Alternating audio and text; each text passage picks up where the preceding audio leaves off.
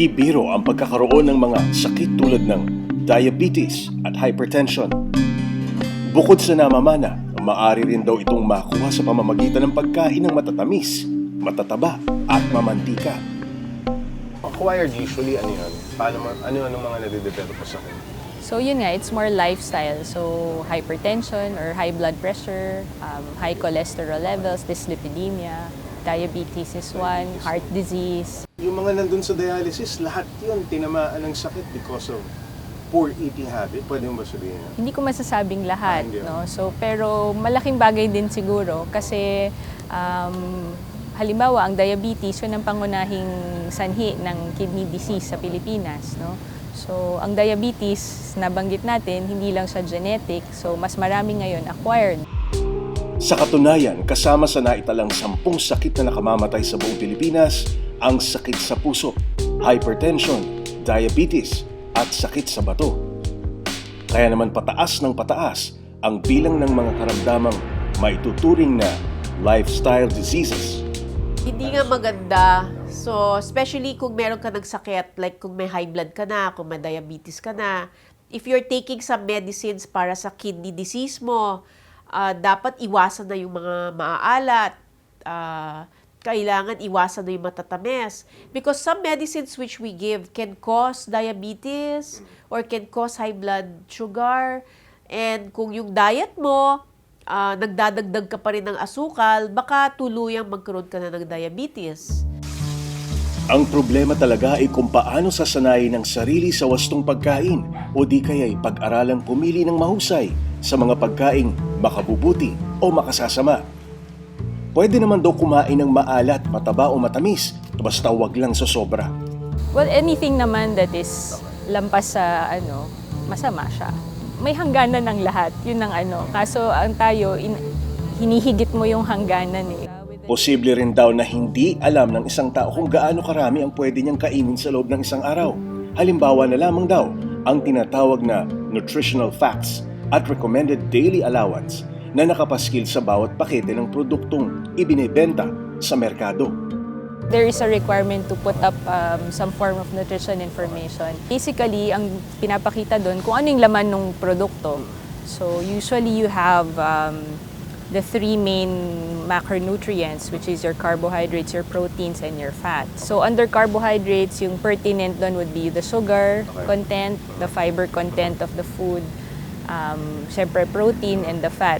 Kasi minsan, yung isang pakete ng kinakain mo, hindi siya 1 serving lang. So pag binasa mo siya, makikita mo 3 servings pala siya in one packet. So pag kinain mo yun lahat, Pag inubos mo lahat yun, ikaw lang mag-isa, 3 servings yung nakain mo pang na kung 3 ano. tao yung Oo, na-consume parang mo. ganon. At si Ana, aminadong kain lang ng kain noon ng mga maalat at matatamis na pagkain. Hindi alintana ang maaring maging epekto nito sa kanyang katawan.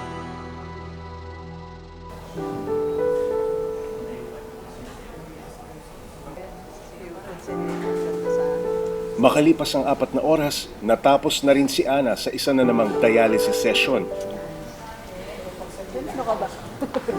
Makikita agad sa mukha ni Ana na gumaan ang kanyang pakiramdam.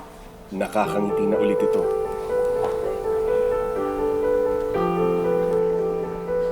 Saan?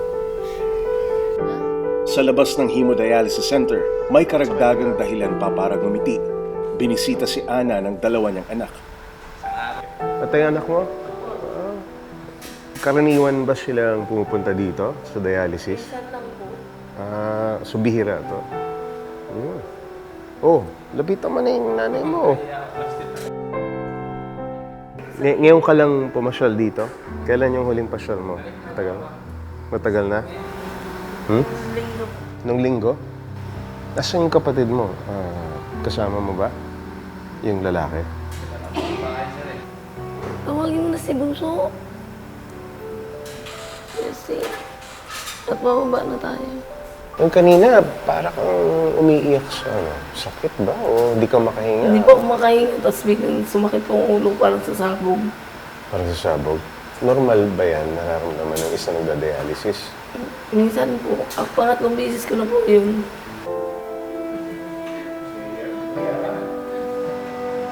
Diyos Justin talaga. Justin! Dahil malakas na naman ang ulan ngayong gabi, tatambay muna ang mag-anak sa OPD ng Kidney Institute. Delikado rin kasi kung uuwi pa sila ng 10 oras ng gabi.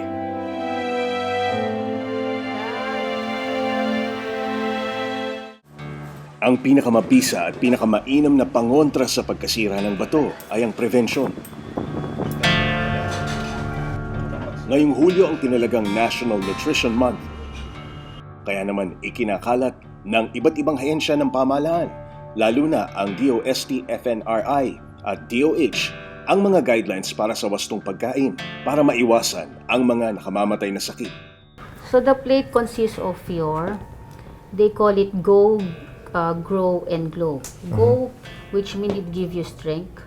Grow para lumaki, which is your protein. And then glow yung mga fruits and vegetables. So this is how now they do it.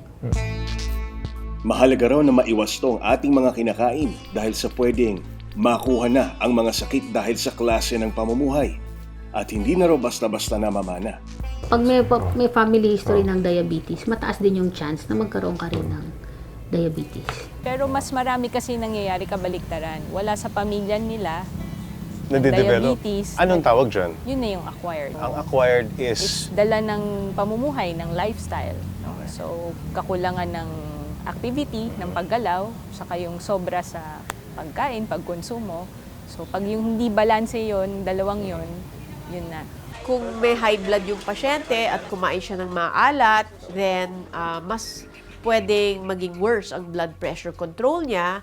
And if hindi magandang control ng blood pressure, pwedeng masira yung kidneys. Sa mga diabetic naman, kung hindi ho sila sumunod sa diabetic diet, masyadong marami asukal silang kinakain, the same rin po ang mangyayari. Masisira ang kidney. Si Ana tila ba tanggap na habang buhay na siyang nakasandal sa dialysis machine. Nadudugtungan lamang ng dialysis ang buhay ng isang pasyente, pero ang pinakamainam pa rin na lunas ay ang kidney transplant. Ang problema, may kamahalan ang prosesong ito. Higit raw sa pananatili ng ilang taon pa sa mundo, ang kanyang laging iniisip ay ang kapakanan at magiging kinabukasan ng kanyang 2 anak. Kasi gusto ko lang po makatapos mo lang silang high school bago man po mawala kasi. Ang pagdadialysis po, hindi po namin alam kung ano oras kami mamatay. Kasi minsan po nagdadialysis, di na po nagigising. Mahal ang isang beses na session ng hemodialysis. Hindi bababa ng 5,000 piso. Kung walang mga taong tumutulong sa mga gaya ni Ronnie at Ana, hindi raw sila tatagal ng 6 na taong pabalik-balik sa dialysis center dahil wala naman silang perang ipambabayad.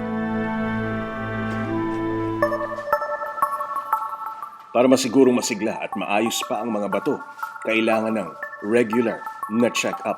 Kidneys are very vital organs and pinapa-check up natin. And when our children or young adults, they complain of tiredness, namumutla, pa-check up natin sila kaagad. Blood test, urine test lang yon. It's very simple to do. Check their blood pressure para ma-catch natin early. Ang bawat tao ay may 2 bato sa may kaliwa at kanang bahagi ng ating gulugod. May 3 mahalagang papel ang ating mga bato. Sinasala nito ang mga dumi mula sa ating dugo at lalabas ang mga dumi sa pamamagitan ng ihi. Binabalansin nito ang fluids at salt ng ating katawan. Sila rin ang nagpo-produce ng hormones. Kapag nasira na ang ating mga bato at hindi na gumagana, nagkakaroon ng impeksyon. Isa sa mga nakasisira sa ating mga bato ay ang ilang gamot na ating iniinom. Dumating na ang pinakahihintay na araw ni Dayan, ang interpretasyon ng kanyang lab test results. The result is kasi medyo madumi yung ihi mo. Ibig sabihin, may bacteria, madami. Normal is hanggang 278, but in your case, it's 1,315. You also have your WBC, which is, the normal is 17. But you have 72. Ayon pa kay Dr. Huat, mataas ang posibilidad na may UTI o urinary tract infection si Dayan at may ilang nagiging sanhi nito. Kulang ka sa tubig talaga. Tubig, di tamad magtubig. Malayo-layo na rin ang narating ng tao sa larangan ng siyensya. Marami nang nadidiskubring gamot ngayon sa mga nakamamatay na sakit. Pero maaring nakaliligtaan natin sa bilis na takbo ng ating pamumuhay. Kung minsan na ang pinakamabisang gamot sa pinakamalubhang karamdaman ay simple lang, ang pagkain lamang ng sapat at pag-inom ng tubig. Magandang gabi po sa inyong lahat. Ako po si Jay Taruk at ito ang Eyewitness.